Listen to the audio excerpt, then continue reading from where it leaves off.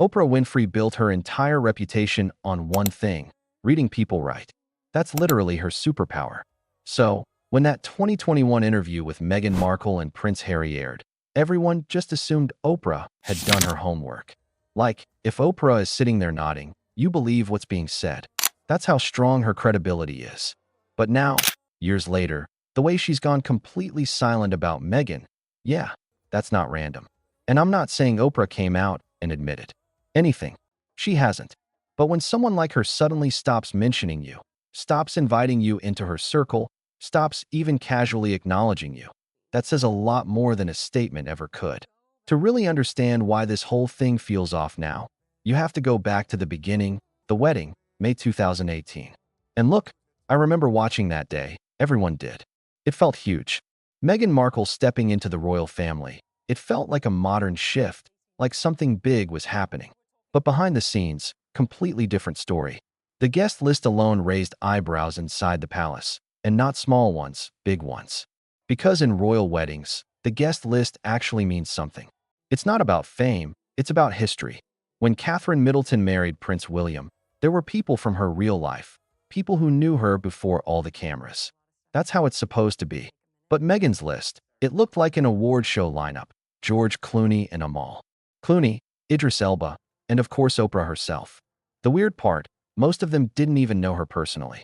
And yeah, that sounds crazy, but even stories from inside the wedding say it was obvious. People were literally asking each other how they knew the couple, and the answers weren't exactly convincing. It didn't feel like a circle of close relationships. It felt curated. And this is where my opinion comes in. It didn't look like a wedding built on relationships. It looked like a setup. Like Meghan was already thinking long-term, building connections that would matter after the royal life. Because think about it. If you're planning to step into Hollywood power later, who do you want in your corner? Exactly, the biggest names. Now, Oprah at that time was fully in support. She even talked about how overwhelming Windsor felt, how massive everything was. You could tell she respected the institution.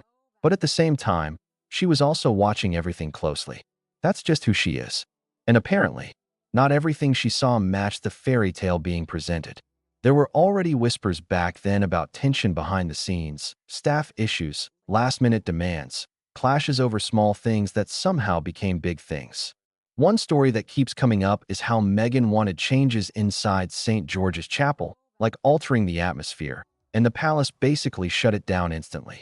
That might sound small, but in royal terms, it's not. You don't walk into a place with centuries of history and start making production-style changes. And that's kind of the vibe people started picking up, that Meghan wasn't approaching this like a royal role, she was approaching it like a project. Even the whole tiara situation, that got tense, really tense, because when Queen Elizabeth II says no, that's usually the end of the conversation. But it didn't just end there. There was pushback, and when Prince Harry stepped in with that "what Meghan wants, Meghan gets energy," yeah, that didn't sit well. At all. From that point, things were already shifting behind the scenes quietly, but definitely shifting. And here's where it gets interesting. Oprah was there for all of this, not the drama directly, but the atmosphere, the energy, the contrast between what was being shown publicly and what was actually happening. At the time, she still backed Meghan, publicly at least. But looking at how everything played out later, it really feels like Oprah clocked things early and just didn't say anything yet. Oprah Winfrey didn't jump ship overnight. That's the thing people miss. It wasn't like one day she woke up and decided, yeah, I'm done. It was slow, and honestly, that's what makes it more real. Because when someone like Oprah starts pulling back quietly, it usually means she's thinking a lot before making that move. So, fast forward to 2021, the interview, the one with Meghan Markle and Prince Harry. At the time, this wasn't just another celebrity sit-down. This was marketed like a global moment, like finally we're getting the truth. And Oprah, she was the perfect person to host it. People trust her instincts more than facts sometimes. That's how strong her reputation is. And I remember watching it thinking, okay, this is big. Meghan was emotional. Harry looked protective. Oprah was reacting in real time. It felt raw. But looking back now, some parts don't hit the same. The biggest one that started raising questions later was that whole secret wedding claim. Meghan S.A. got married privately 3 days before the actual ceremony. It sounded romantic at the time, But then Justin Welby came out and basically clarified that no, the legal wedding was the public one. And that right there, that's where things started getting messy. Because now it's not just Meghan's credibility on the line, it's Oprah's, too. She's the one who gave that story a platform. She didn't challenge it in the moment, she didn't question it. And when it got corrected publicly later, it made the whole interview feel less solid. And if you know anything about Oprah, she hates that. Her entire brand is built on people believing that when she's sitting across from someone, she's getting the truth out of them. Not a version of it, not a performance, the truth. So, imagine realizing later that parts of what you aired weren't exactly accurate. That's not a small hit. That's personal for someone like her. And from there, things just kept stacking up. It wasn't one mistake, it was multiple little inconsistencies that started surfacing over time. And the more that happened, the more it looked like Oprah had backed a narrative that wasn't fully clean. At the same time, you could see the shift happening in Hollywood, too. Slowly, but clearly, the same people who were front row at that 2018 wedding, not really around anymore. Take George Clooney and Amal Clooney, for example. Back then, they were super supportive. There were even reports about them offering their place in Lake Como to Harry and Meghan. That's not casual, that's real backing. But now, you see George showing up at events connected to King Charles III instead. That's a shift, and not a subtle one, either. And it's not just them. The silence from a lot of A-list names is actually louder than any criticism. No collaborations, no public support, no casual mentions. It's like the entire industry just stepped back. Even Gayle King, Oprah's closest friend, who used to defend Meghan pretty openly, started going quieter. And that's where it gets telling. Because when your strongest supporters start dialing it down, something has changed behind the scenes. There were also whispers about Meghan pitching similar ideas to multiple people at the same time. Documentaries, projects, partnerships. And look, that's normal in Hollywood to an extent, but the way it was happening, it gave off a vibe that relationships were being treated more like opportunities than actual connections. And here's the problem with that. Hollywood might look fake from the outside, but internally, trust still matters a lot. You can't make people feel like they're just another option on your list, because once that perception sets in, people don't confront you. They just quietly step away. And that's exactly what it feels like happened here. Oprah didn't need to say anything publicly. She just stopped showing up for Meghan. No more visible support, no more alignment. And when someone like Oprah makes that kind of move, people notice. Oprah Winfrey doesn't cut people off loudly. That's not her style. She just removes access. And honestly, that's exactly what it feels like happened with Meghan Markle. Because if you look at 2026 right now, the difference is obvious. Back in 2018 and even 2021, Meghan had this strong Hollywood backing. Not just attention, actual support from powerful people. Now, it's mostly silence. And not the peaceful kind, the kind where people just stop picking up calls. And this is where the whole media shield idea kind of falls apart.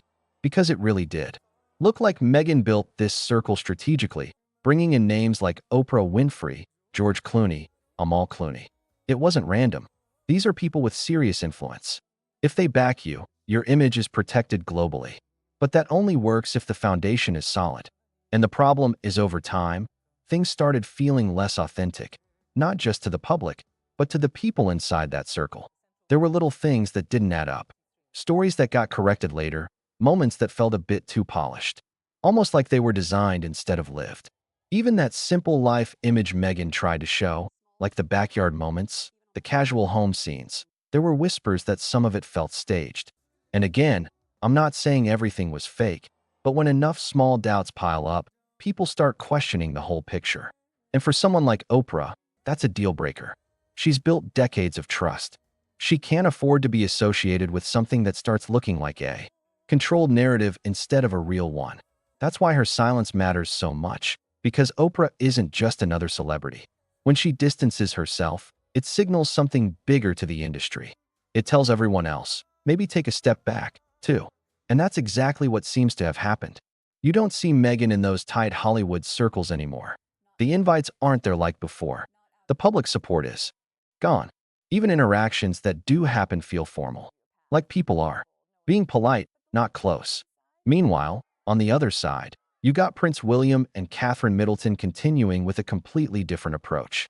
Less noise, more consistency. And weirdly, that's starting to look more appealing now than it did back then.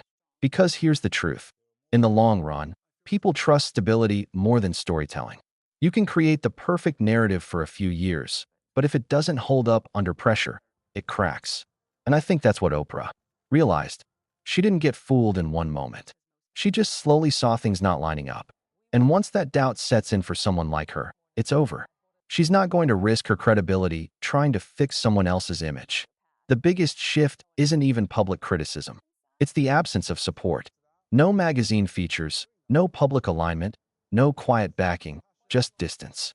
And in Hollywood, that's the final stage. Because once trust is gone, nobody wants to be the one still standing next to you. Not because they hate you, but because it's risky. Reputation in that world is everything. So, yeah, the wedding looked perfect. The interview felt powerful. The story was strong. But over time, the reality didn't match the image. And when that gap becomes too obvious, even the strongest alliances don't survive it. Oprah stepping back might not come with a headline, but it's probably the clearest signal of all.